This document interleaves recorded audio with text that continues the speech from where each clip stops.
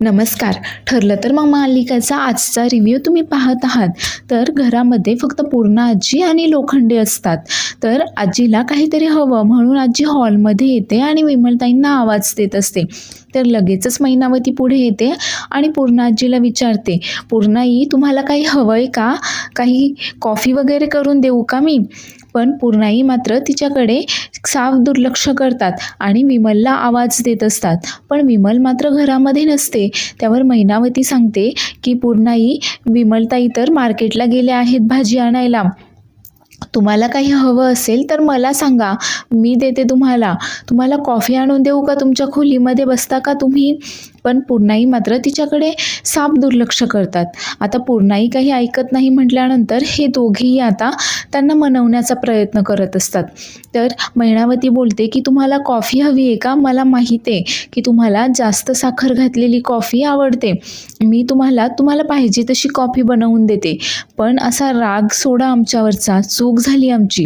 आणि सदाशिवसुद्धा लगेचच हात जोडतो आणि पूर्णाईंना बोलतो की पूर्णाई, काय करणार, जुन्या सवयी आहेत, पण आजपासून मी सगळं काही सोडून देणार आहे. माझी चूक झाली, एवढ्या वेळेस आम्हाला माफ करा. आणि मैनावती लगेच बोलते की तुम्ही बसा इथे, मी तुमच्यासाठी कॉफी बनवते म्हणून. आणि मैनावती लगेचच पूर्णाईसाठी कॉफी बनवायला किचनमध्ये जाते. त्यामुळे पूर्णाई देखील तिथेच हॉलमध्ये बसते. तर त्यांच्यासमोर आता सदाशिव पेपर वाचण्याचं नाटक करत बसलेला असतो. तर कॉफी बनवून झाल्यानंतर मैनावती मात्र त्या कॉफीमध्ये भुलीचं औषध टाकून पूर्ण आजीला ती कॉफी प्यायला देते. पण मात्र कॉफी पिताना हेच काही पूर्ण आजीच्या लक्षात येत नाही. आणि खरं तर कल्पना आणि सायली मात्र पूर्ण आजीला साखरेचा एक दाणा देखील खायला देत नाहीत, पूर्ण आजीला डायबिटीज असल्यामुळे.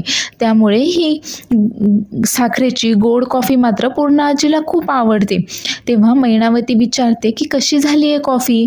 त्यावर पूर्ण आजी सांगते की खरं सांगू का, सायली आणि कल्पना तर मला एक थेंबसुद्धा साखर देत नाहीत, पण ही कॉफी मात्र छान झाली आहे. साखरेची सवय नाही राहिली आहे तशी मला. आणि तेवढ्यातच आता पूर्ण आजीला चक्कर यायला लागते. तर मैनावती आता पूर्ण आजीला तिच्या खोलीमध्ये आणून सोडते आणि खात्री करून घेते की पूर्ण आजी आता पूर्णपणे बेशुद्ध झाली आहे म्हणून. तर तेवढ्यातच सदाशिव तिथे चोरी करण्यासाठी गाठोडं आणि काळ्या रंगाचे कपडे घेऊन आलेला असतो. ते दोघेही आता ते मास्क, ग्लोव्ज, काळ्या रंगाचे कपडे वगैरे घालतात आणि सदाशिव लगेचच कपाट उघडतो आणि चोरी करायला लागतो. पण मात्र कपाटामध्ये लॉकर तर बंद असतो. आता मैनावती लॉकरची चावी शोधत असते आणि पूर्ण आजीच्या उशाला तिला लॉकरची चावी सापडते सुद्धा. त्यामुळे ते दोघेही खूप खुश होतात आणि सदाशिव लगेचच लॉकर उघडतो आणि लॉकरमध्ये असलेले दागिने, पैसे ते सगळंच काही काढून ते आता त्यांच्या गाठोड्यामध्ये टाकत असतात. पण तेवढ्यातच घरी सायली आणि अर्जुन येतात आणि त्यांच्यासोबत लगेचच तिथे अस्मिता आणि कल्पना देखील येतात. त्यावर अर्जुन विचारतो की हे काय मम्मा, तुम्ही इतक्यात आलात सुद्धा? त्यावर कल्पना बोलते की हो, पण मला सांग की मधुभाऊ कसे आहेत? आता खरं तर सायलीचा चेहरा पडलेला असतो, पण अर्जुन सांगतो की मधुभाऊ आता पहिल्यापेक्षा छान आहेत. चैतन्य आहे तिथे आणि कुसुमताईसुद्धा यायला निघालेल्या आहेत. त्यावर कल्पना बोलते की हो, मधुभाऊ आता लवकरच बरे होतील वगैरे. आणि ते आता सगळेच जण घरामध्ये येतात. तर घरात आल्या आल्या अस्मिता आता पूर्ण आजीला आवाज देत असते. आता त्यांचा आवाज ऐकून सदाशिव आणि मैनावती मात्र घाबरून जातात. त्यांना कळून जातं की घरचे आता घरी आलेले दिसत आहेत. तर अस्मिता पूर्ण आजीला आवाज देते व बोलते की अगं कुठे आहेस तू? तू तुझ्या खोलीमध्ये आहेस का? मी पूर्ण आजीला सांगणार आहे की माझ्या सासूबाई खूप चिडल्या आहेत तिच्यावरती आली नाही म्हणून.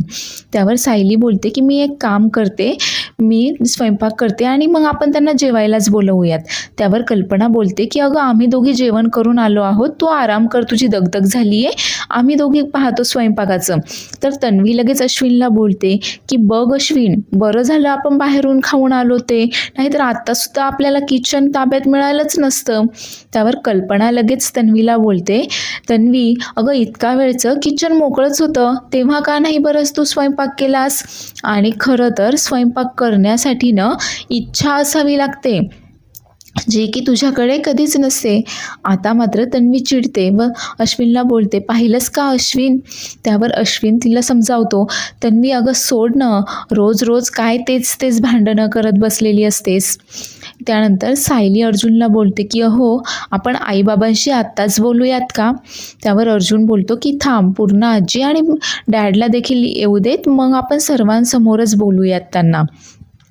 तर आता सदाशिव आणि मैनावती मात्र खूप घाबरलेले असतात आणि तिथून पळ काढण्याच्या प्रयत्नात असताना त्यांच्याकडनं एक वस्तू खाली पडते आणि तिचा आवाज होतो. तर ते ती वस्तू परत जागेवर ठेवतात आणि तिथून पळ काढतात.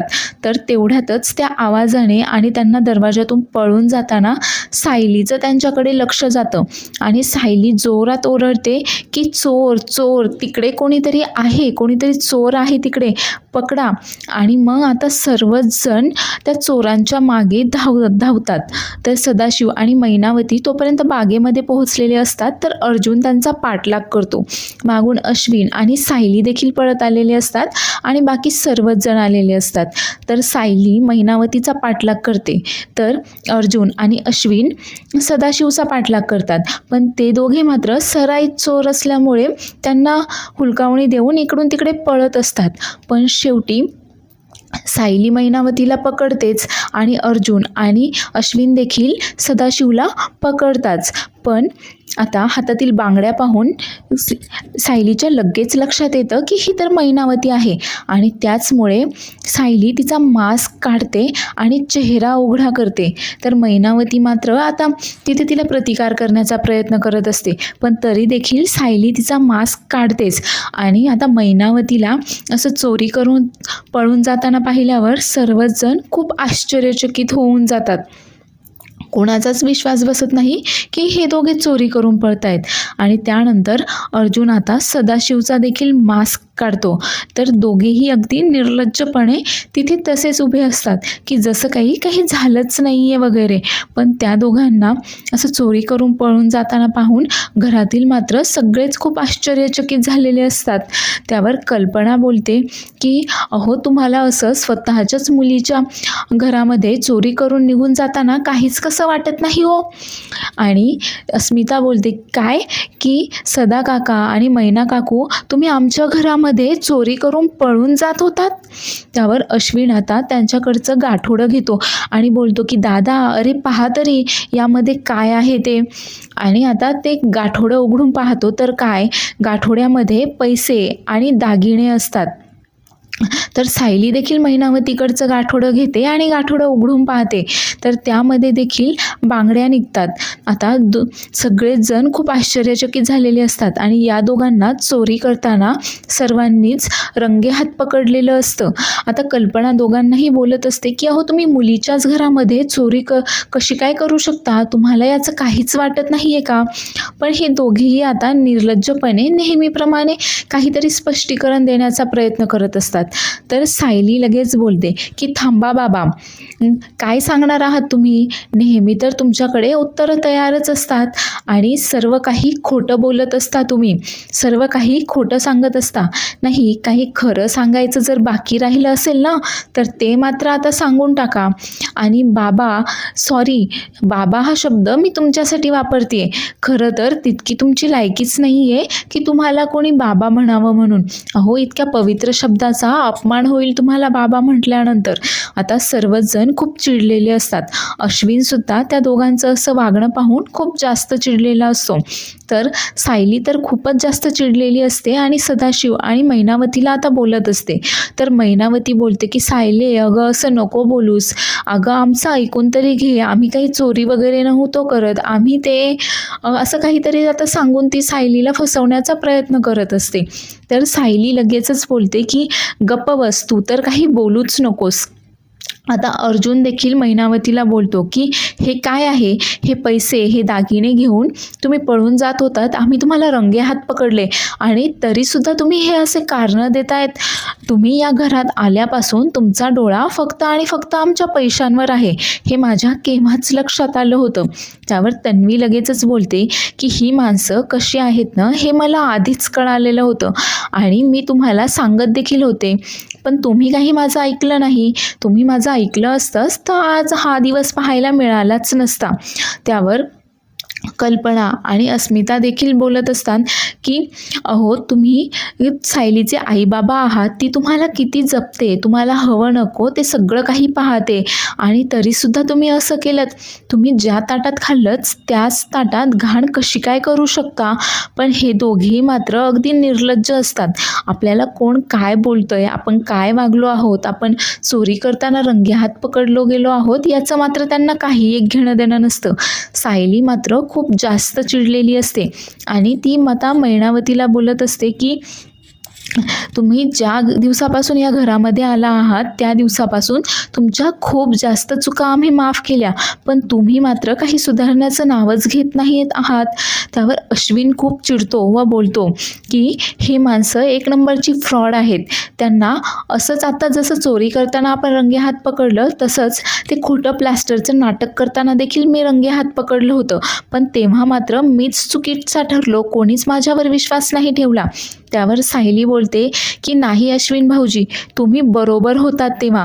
ही माणसं आहेतच तशी, एकदम नीच माणसं आहेत ही. असं आता सायली मैनावती आणि सदाशिव दोघांनाही बोलत असते. तर तेवढ्यातच कल्पना बोलते, हो तुम्हाला कळतंय का, तुमची सुखी मुलगी तुम्हाला तुमच्या अशा वागण्यामुळे नावं ठेवतीये. त्यावर सायली सांगते की नाही आई, हे माझे आई बाबा नाही आहेत, माझं यांच्याशी काही एक नातं नाही आहे, मी त्यांची मुलगी नाहीच आहे. आता हे ऐकल्यानंतर सर्वजण खूप आश्चर्यचकित होतात की कल्पना विचारते म्हणजे तू त्यांची मुलगी नाही आहेस म्हणजे. पण मात्र तन्वी खूप घाबरून गेलेली असते आणि तिला वाटतं की सायलीला आता सत्य समजलंय की काय, की हे सायलीचे नाही तर तन्वीचे आईबाबा आहेत म्हणून. तर मैनावती लगेच नाटक करायला लागते व बोलते की सायली अगं असं नको बोलूस, आमची चूक झाली, एवढ्या वेळेस आम्हाला माफ कर, पण असं नातं बितं तोडू नकोस आमच्याशी, माफ कर आम्हाला. पण सायली मात्र तिच्याकडे दुर्लक्ष करते. तर मैनावती आता अर्जुनला टार्गेट करते व बोलते की जावई बापू अहो समजावा ना सायलीला, अहो चूक झाली आमची, आम्ही परत असं करणार नाही आहोत. त्यावर अर्जुन सांगतो की तुम्ही गप्प बसा, सर्व काही सत्य आमच्यासमोर आलेलं आहे आणि सायली जे काही सांगते तेच बरोबर आहे. त्यावर कल्पना बोलते की अरे पण असं अचानक तुम्ही दोघं असं कसं काय बोलतायत. त्यावर सायली सांगते की नाही आई, असं अचानक नाही, खरं तर खूप दिवसांपासून ही गोष्ट माझ्या मनामध्ये होती आणि म्हणूनच आम्ही दोघांनी या गोष्टीच्या तळाशी जाण्याचं ठरवलं आणि आता झालेला सर्व काही प्रसंग जो असतो तो अर्जुन घरच्यांना सांगत असतो की सुरुवातीपासूनच अर्जुन आणि सायली दोघांनाही या सदाशिव आणि मैनावतीवर संशय होता आणि म्हणूनच खात्री करून घेण्यासाठी त्यांनी DNA टेस्ट देखील केली, पण DNA टेस्टचे रिझल्ट्स मात्र पॉझिटिव्ह आले आणि म्हणूनच त्यांच्याकडे अजून काही पुरावे सापडत आहेत का याचा ते शोध घेत होते. आणि शोध घेताच सायलीने या सदाशिव आणि मैनावतीच्या घरचा पत्ता मिळवला. त्यांना भरपूर सारे लहानपणीच्या आठवणी वगैरे विचारल्या तर दोघांनीही खोटी उत्तरे दिली. इतकंच काय तर मावशीचा पत्ता देखील या मैनावतीने तिला खोटा दिला आणि कशा प्रकारे ते त्या बाईपर्यंत पोहोचले, ज्या बाईला त्यांनी यांची लहान मुलगी विकली होती वगैरे, या सगळ्या गोष्टी आता सायली आणि अर्जुन घरच्यांना सांगतो. त्यावर सर्वच जण खूप आश्चर्यचकित झालेले असतात. तर तन्वी बोलते की हे खूपच भयानक आहे, पण यावरून हे तर सिद्ध होत नाही की तू त्यांची मुलगी नाही आहेस म्हणून. त्यावर कल्पना देखील बोलते की हो ना, यावरून आपण कसं काय समजणार की तू त्यांची मुलगी नाही आहेस. त्यावर सायली सांगते की हो, आणि म्हणूनच मला मधुभाऊंनी खात्री करून दिली की हे माझे आईबाबा नाही आहेत. त्यावर अस्मिता बोलते अगं पण मधुभाऊ तर बोलू शकत नाहीत ना. त्यावर सायली सांगते की हो, मधुभाऊ बोलू शकत नाहीत, पण डॉक्टरांनी सांगितलं की आम्ही जे काही बोलतोय ते त्यांना समजतंय आणि म्हणूनच आम्ही या दोघांना त्यांना भेटायला घेऊन गेलो होतो आणि मधुभाऊंनीच डोळ्यांची उघडझाप करून मला सांगितलं की हे दोघे काही माझे आईबाबा नाही आहेत म्हणून. आता मात्र तन्वी खूप जास्त घाबरून गेलेली असते सत्य समोर आल्यामुळे. तर अर्जुन बोलतो की हो, हे बरोबर आहे, मधुभाऊंनी कोमामध्ये जाण्याआधीच मला सांगितलं होतं की सायलीचे आई बाबा जिवंत आहेत म्हणून, आणि ते कोण आहेत, कुठे आहेत हे फक्त मधुभाऊंनाच माहीत आहे. ते बरे झाल्यानंतर आपल्याला सर्व काही माहीत होईलच. तर सदाशिव आणि मैनावती लगेचच बोलतात की पण असं कसं होईल, ही आमचीच मुलगी आहे आणि जावई बापूस तर आम्हाला शोधत आले होते, आमचा फोटो पाहून आम्हाला इथे घेऊन आले वगैरे. त्यावर सायली बोलते की काही एक नातं नाही आहे तुमचं आणि माझं, मी तुमची मुलगी नाही आहे. त्यावर अर्जुन सांगतो की हो, काय आहे ना की मी वकील जरी असलो ना तरी आधी एक माणूस आहे, एक नवरा आहे की ज्याच्या बायकोवर खूप प्रेम आहे, आणि सायलीच्या चेहऱ्यावर मी कधीही दुःख पाहू शकत नसतो. तिच्या डोळ्यांमध्ये अश्रू पाहायचे नव्हते मला, आणि त्यासाठीच मी तिच्या आईबाबांचा शोध घेत होतो. आणि शोध घेता घेता मी इतकी जास्त घाई केली की मी काही एक पडताळणी न करता मला समोर जे काही दिसतंय ते खरं आहे त्यावर सत्य ठेवलं, आणि तुम्हाला मी या घरात आणण्याची चूक केली. ही माझ्या आयुष्यातली खूप सर्वात मोठी चूक होती. तर आता हे सदाशिव आणि मैनावती मात्र आम्हाला या घरामध्ये राहू द्यात, ही आमचीच मुलगी आहे वगैरे असा ड्रामा करत असतात. तर कल्पना बोलते की अहो तुम्ही किती निर्लज्ज आहात, तुम्हाला अजून देखील या घरामध्ये राहायचं आहे आणि काय नात्याने तुम्ही इथे राहणार आहात. तर सायली खूप चिडते व बोलते की यांना हकलवून द्यावं लागेल, हे काही असं ऐकणार नाही.